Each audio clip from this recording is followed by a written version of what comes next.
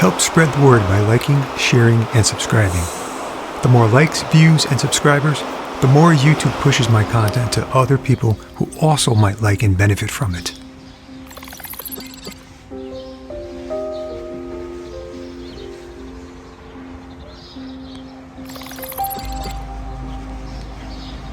We started off our last day wondering what the weather might hold. Would it be sunny and warm, or foggy and cold? Well, the gray fog greeted us at dawn's first light, but the mist soon lifted and the sky turned bright. Oregon, she had favored us with a farewell token, as not to jinx our good fortune, no thank you was spoken.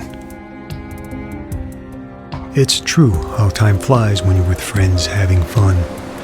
So over dinner we made plans for tonight's setting sun.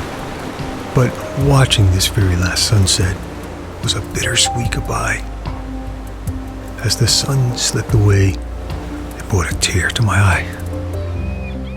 So with this, I'll say my final farewell.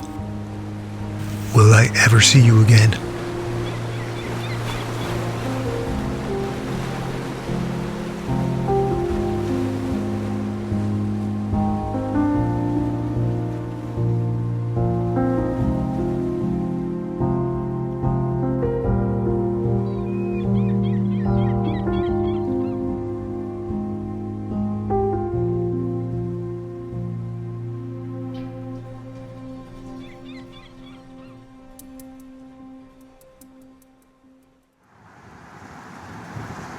The Devil's Punchbowl was a stop on our A-list, but it didn't go quite as we hoped. This story tells why scouting can be so important. So I've been including people in many of the larger scenes, and, well, must I say more here? This place is incredible. Well, good morning, everyone. We're here at the Devil's Punchbowl, and we are trying to figure out how to get down. Probably some steps somewhere. We asked a few helpful locals, and while this is the lookout, there's no way down from here. This puts a damper on this stop as the tide is already coming in, and we had planned to be down there by now before it gets too dangerous to be in the cave. That's the easiest way. This is the first viewpoint we've been to that hasn't had a stairwell going down. I'm guessing probably because of the danger with low and high tide. You get stuck in that cave and... The best access is a mile up the road at the inn at Otter Crest. You can park down below, and this staircase lands you on the beach. From there, trek south to the cave. However, you'll see a sign for the Devil's Punchbowl before reaching that lower parking lot. There's a hiking trail that drops you in a residential neighborhood. Unfortunately, and I do say unfortunately, that's the path we took, which led us on a witch hunt to find beach access going through these residential neighborhoods. We didn't realize this until leaving and seeing the staircase on the way back. This costs us precious time. There's the pavement, end of the road. And why scouting is beneficial.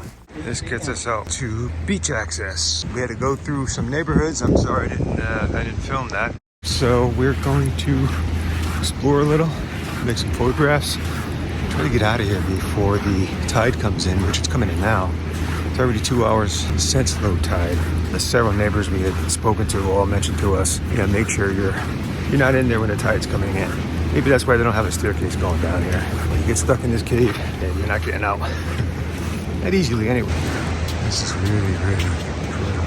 Look at all this rock formations. Look at this.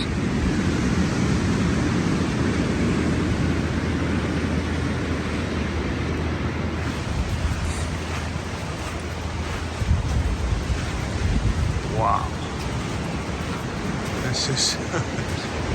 This is something else, man. We gotta watch this right here. Unfortunately, once you're in the cave, there's no way to watch the tide. And as you've seen, the trek to the cave is long, slippery, and formidable, especially with an incoming tide. We're gonna have to make some pictures and get the hell out. Tough getting in here, it's tough getting out. The tide is coming in.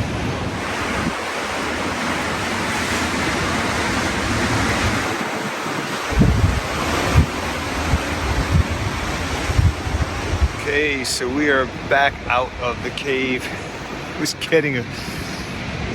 both of us were getting a little anxious. That's when the wisdom kicked in. Said, yeah, it'd be nice to have more photographs, but it would also be nice to extend your life beyond today. Because getting caught in that cave, you're just getting whacked around like a pinball. Head will crack open instantaneously, and the sea would chew you up.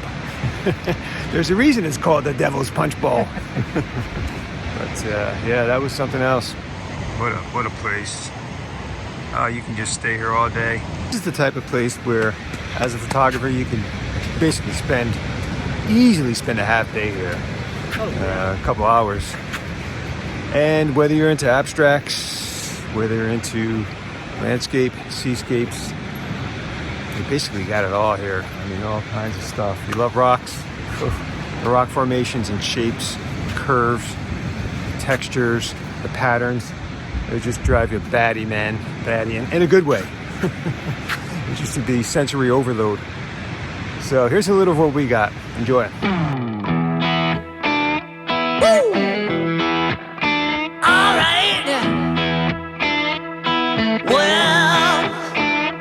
I've been down so long that my mind can't get no rest. No, I've been down so long that my mind can't get no rest. No, this ain't easy, darling, 'cause the devil's on my trail. I've been running so long that my feet don't work no more. Oh yeah, I've been running so long that my feet don't work no more. Oh no, it ain't easy, darling, when the devil's on my trail. Oh yeah.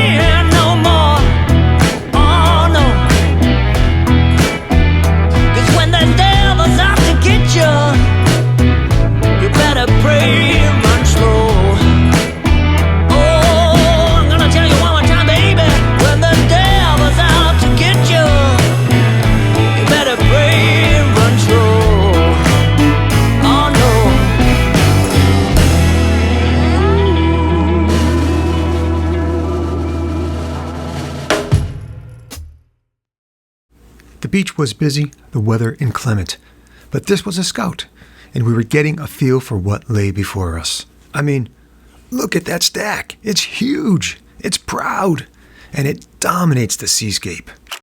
Just to the left are the needles, and these would have been just as impressive had they not been neighbors to Haystack Rock. Simply awesome.